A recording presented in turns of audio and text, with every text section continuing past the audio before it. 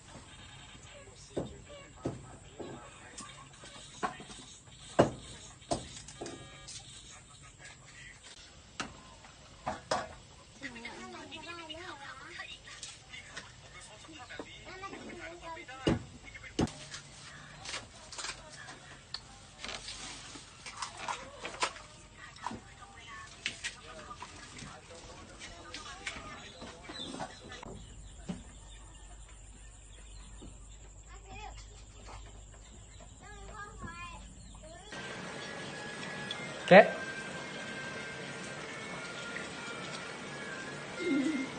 งง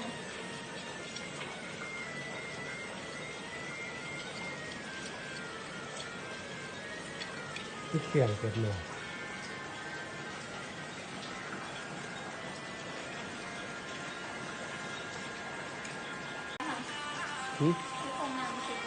เพราะหนาเมื่อคืนนี่มัน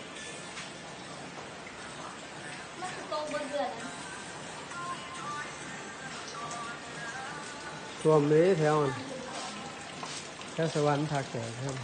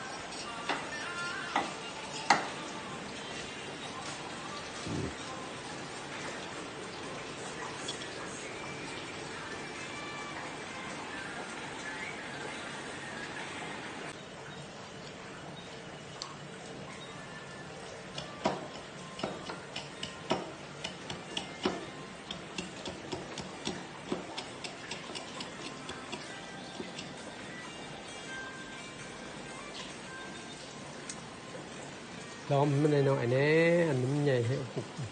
คือไรคงจะใช้ของขวัญอย่างเหลืองแล้วกันเดือดนี่อะไรอีกนี่มันจะได้ใหญ่ไหมใส่ใหญ่ยิ่งใช่พอดีง่ะแข็งแห้งทนทานยังไงหมัดเสียนั่นหมัดเนี่ย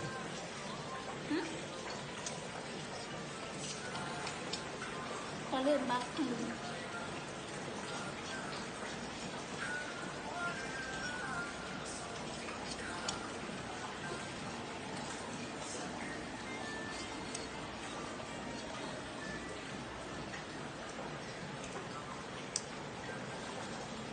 ก็ชวนเราทายมือสามตา